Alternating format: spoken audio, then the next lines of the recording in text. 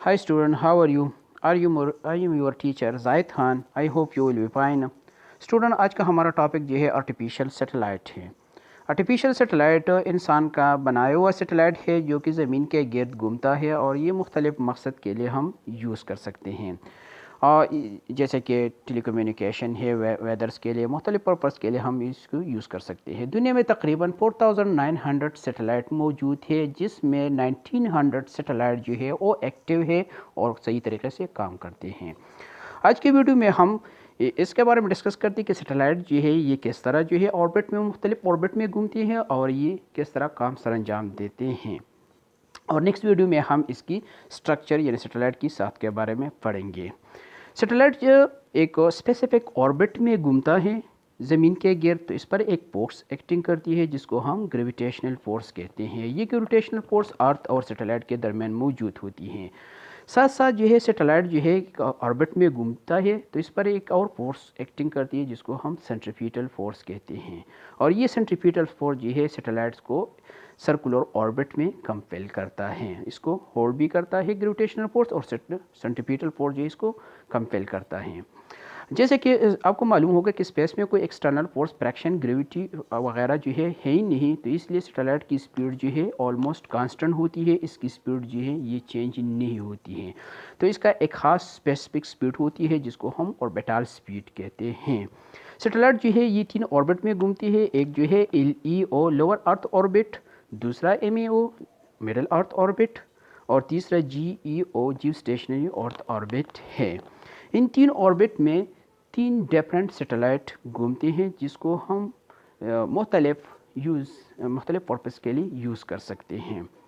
क्योंकि हर सैटेलाइट का एक अपना स्पेसिफिक रेडियस होता है, बाई ज़मीन के करीब भी है, बाज़ जो है ज़मीन से बहुत दूर है, इसलिए ये मुख्तलिफ़ पर्पज़ के लिए हम यूज़ कर सकते हैं। इसके डिफरेंट टाइप्स है, तो ज़्यादातर जो है 3 टाइप सैटेलाइट्स है क्योंकि तीनों ऑर्बिट्स हैं।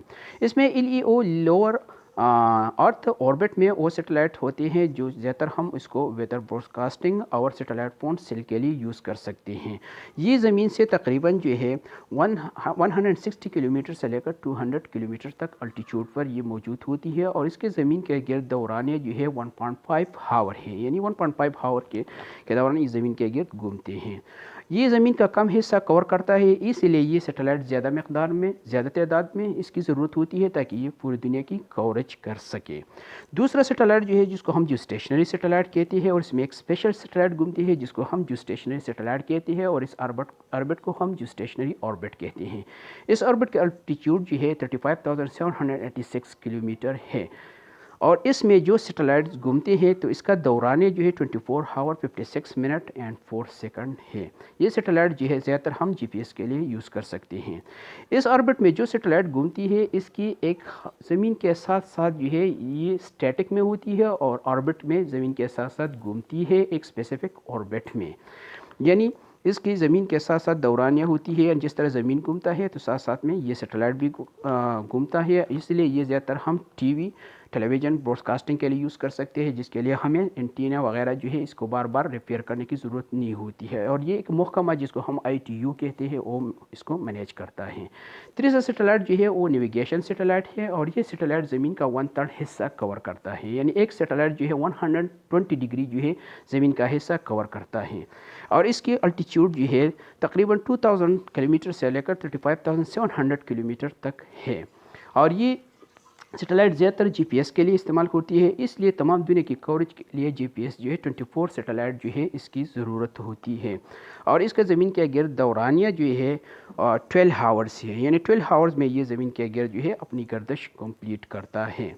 और ये कम से कम ये सैटेलाइट तादाद में 3 की सैटेलाइट जो है इसके लिए रिक्वायर्ड होती हैं। तो ये स्टूडेंट जो है हमारे 3 टाइप सैटेलाइट थे, 3 और डिफरेंट ऑर्बिट में घूमते हैं। आई होप वो आपने इस वीडियो से कुछ सीखा होगा। नेक्स्ट वीडियो के लिए जो है आप इसकी इंटरनेट स्ट्रक्चर के बारे में पढ़ेंगे। Thank you.